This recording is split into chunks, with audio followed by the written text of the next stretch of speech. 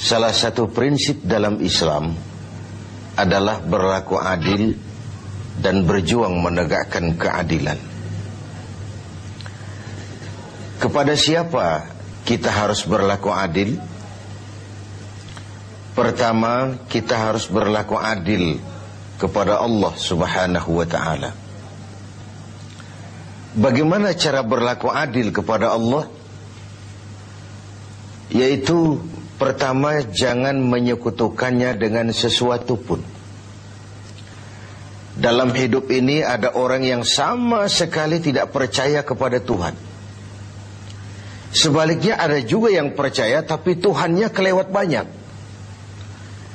Yang adil dalam hal ini adalah percaya kepada Tuhan, dan Tuhan itu jangan disekutukan dengan sesuatu pun. Inilah keadilan kepada Allah Subhanahu wa ta'ala. Jangan menyekutukannya dengan sesuatu, baik berterang-terangan ataupun sembunyi-sembunyi. Karena syirik itu ada dua macamnya. Ada yang disebut syirik jali, syirik terang-terangan. Nyata-nyata menyembah batu, nyata-nyata menyembah api, nyata-nyata menyembah gunung, nyata-nyata berkeyakinan Tuhan lebih dari satu. Itu syirik yang berterang-terangan, syirik jali namanya. Ada yang kedua disebut syirik khafi, syirik yang tersembunyi, syirik yang agak tersamar. Tidak nyata-nyata menyembah berhala, tidak langsung menyembah matahari, tidak langsung menyembah gunung, tapi ada sebuah keyakinan yang mencerminkan itu semua. Saya sejak pakai gesper ini, gesper ini, sejak saya pakai dagangan saya jadi laris. Ini syirik yang tersembunyi. Saya sejak pakai cincin ini, usaha lancar, cincin ini. Ini sejak ada perkutut ini di rumah, objek lancar betul, perkutut. Ini pun syirik namanya, syirik yang tersembunyi. Jangan menyekutukan Allah dengan sesuatu, baik yang berterus terang maupun yang tersamar. Kemudian yang kedua, adil kepada Allah adalah tidak menyembah kecuali hanya kepadanya. Karena ketika kita berkeyakinan tidak ada Tuhan selain Allah, saya tidak akan menyembah kecuali hanya kepada Allah, dalam ucapan dan juga dalam perbuatan. Kita tahu mudah menjadi hamba Allah dalam ucapan, tapi tidak mudah membuktikannya dalam perbuatan. Saya hamba Allah, kata saya. Apakah Allah mengakui saya sebagai hambanya? Itu yang saya belum tahu. Karena berapa banyak orang mulutnya berkata saya hamba Allah, perbuatannya membuktikan dia hamba dunia, hamba harta, budak nafsu, hamba jabatan.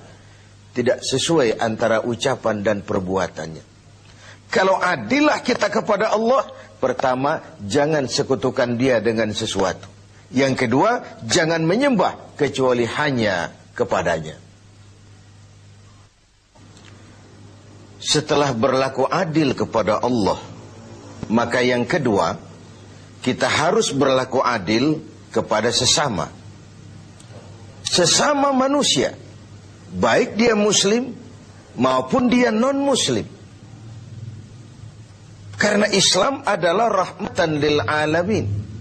Jangankan lagi dia manusia walaupun berbeda agama, binatang sekalipun, tumbuh-tumbuhan sekalipun, mendapat rahmah dan perlindungan dari sebab turunnya Islam ini.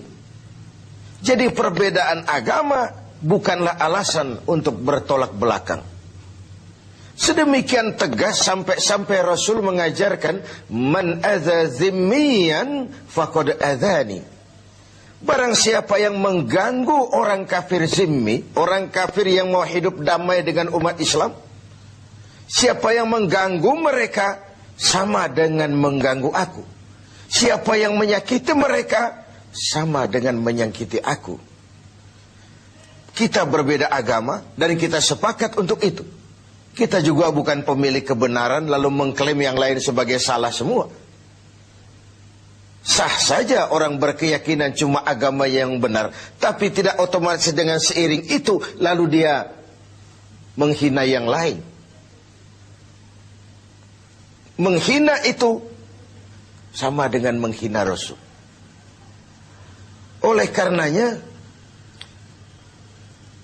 kepada non-muslim kita harus berlaku adil. Kalau mendengar syariat Islam, sementara ini kan kita seperti mendengar suara petir, melihat monster. Yang terbayang itu pancung, gantung, rajam, tanpa kita melihat hukum kausalnya, sebab akibatnya. Padahal watak syariat Islam itu barangkali itulah yang kita dambakan selama ini. Kenapa? Pertama, syariat Islam itu al-musawat bainan nas fi takalifil ahkam. Semua orang sama dalam berhadapan dengan hukum. Bukankah ini masyarakat yang kita dambakan? Bukankah ini masyarakat yang mau kita bangun? Di mana tidak ada warga negara kelas 1, di mana hukum berlaku secara sama, di mana tidak ada warga negara istimewa, di mana hukum tidak berjalan seperti pisau, tajam ke bawah tapi tumpul ke atas. Syariat Islam memandang semua sama di depan hukum. Dan sejarah membuktikan itu. Bagaimana seorang Ali bin Abi Thalib ketika menjadi khalifah, berperkara dengan seorang Nasrani, dan Imam Ali kalah di pengadilan Islam. Seorang khalifah berperkara dengan seorang Nasrani dan kalah di pengadilan Islam. Itulah syariat. Seorang gubernur, Amr bin As, kalah di pengadilan berperkara dengan seorang Yahudi. Ini semua potret bahwa di depan syariat semua orang sama dalam berhadapan dengan hukum.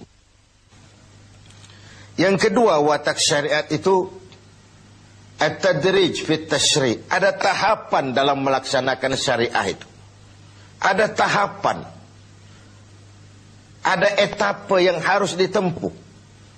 Kalau tercukupi itu, terlaksanalah syariat. Mula-mula tentang minuman keras, Quran cuma memberikan warning. Minuman keras ada manfaatnya, ada bahayanya, tapi bahayanya lebih besar dari manfaatnya. Kemudian turun lagi yang kedua, la taqrabus salata wa antum sukara. Jangan dekati solat kalau kamu mabuk. Setelah kondisi sosialnya siap, masyarakat sudah tidak kaget lagi, baru turun vonis. Arak, minuman keras, judi, najis, kotor, perbuatan setan, jauhi kalau kamu mau jadi orang yang beruntung. Itu yang disebut at-tadrij, ada tahapan. Lalu yang ketiga, taklilut takalif, adamul haraj, menyedikitkan beban. Kalau kemampuan melaksanakan suatu perintah berkurang, tekanan perintah pun menurun. Puasa yang sedang kita kerjakan ini hanya bagi yang cukup syarat. Berkurang syarat, berkurang juga tekanan perintah. Dia sudah balik, dia berakal sehat, dia mampu berpuasa. Cukup syarat, dia wajib melaksanakan puasa. Kurang syarat, tidak wajib melaksanakan puasa. Solat wajib berdiri. Kalau mampu, tidak mampu berdiri, ya duduk. Tidak bisa berduduk, berbaring. Tidak bisa pakai berbaring, pakai isyarat. Laksanakan sesuai dengan kemampuan. Inilah rahmatnya syariat Islam itu. Jadi saya kembali bahwa berlaku adil kepada sesama, pertama kepada muslim, yang kedua kepada non-muslim. Demikian tinggi nilai keadilan itu dijunjung sampai ayat Quran menyatakan, la yajrimannakum syana'anu qaumin alla ta'dilu. Janganlah kebencianmu kepada sekelompok orang menyebabkan kamu berlaku tidak adil. Tegakkan keadilan walaupun kepada orang yang paling kita benci. Kebencian bukan alasan untuk berlaku tidak adil. Sedemikian objektifnya perintah untuk menegakkan keadilan ini. Adil kepada sesama muslim, adil juga kepada yang non-muslim. Dan yang ketiga, kita berlaku adil kepada diri sendiri. Adil kepada Allah, adil kepada sesama, dan adil kepada diri sendiri. Tubuh kita secara keseluruhan ibarat sebuah kerajaan. Segala sesuatu di tubuh ini pun ada haknya. Mata ini ada haknya untuk tidur. Berjaga saja siang malam tidak pernah tidur-tidur, itu mengurangi hak mata dan itu zalim. Perut ini ada haknya untuk makan, untuk diisi, untuk juga beristirahat. Puasa terus-menerus tidak makan-makan, itu zalim kepada hak perut, tidak adil kepada perut. Itu sebabnya dalam Islam puasa ngableng, puasa non-stop dari pagi, sore, malam sampai ketemu pagi lagi, bukan saja tidak boleh tapi haram hukumnya. Kenapa? Bertentangan dengan fitrah manusia. Pada sisi lain kita sudah berlaku adil, tidak adil terhadap perut kita. Pemirsa TV 7 yang berbahagia, tiap hari Jumat kalau kita sholat Jumat, khatib memesankan kita tentang ini. Innallaha ya'muru bil adli wal ihsan. Allah memerintahkan kamu berlaku adil dan berbuat ihsan. Diulang kali diingatkan kita, karena ini memang prinsip. Lewat kesempatan pada nuansa Ramadan ini, mari kita berlaku adil. Pertama sekali, adillah kepada Allah. Jangan sekutukan Dia dengan sesuatu. Lalu jangan menyembah kecuali hanya kepadanya dalam berbagai keadaan. Yang kedua, adillah kita kepada sesama manusia. Baik ia orang yang kita sayangi, kita senangi, maupun ia orang yang kita tidak sukai, maupun dia orang yang kita benci. Baik dia muslim, maupun juga dia non-muslim.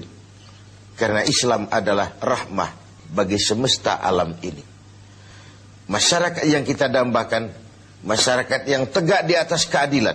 Keadilan yang menyangkut ekonomi, keadilan di bidang pendidikan, keadilan di bidang sosial, pendeknya keadilan di berbagai aspek kehidupan ini. Lalu yang ketiga, adillah kepada diri sendiri. Semoga kita menjadi orang-orang yang dapat berlaku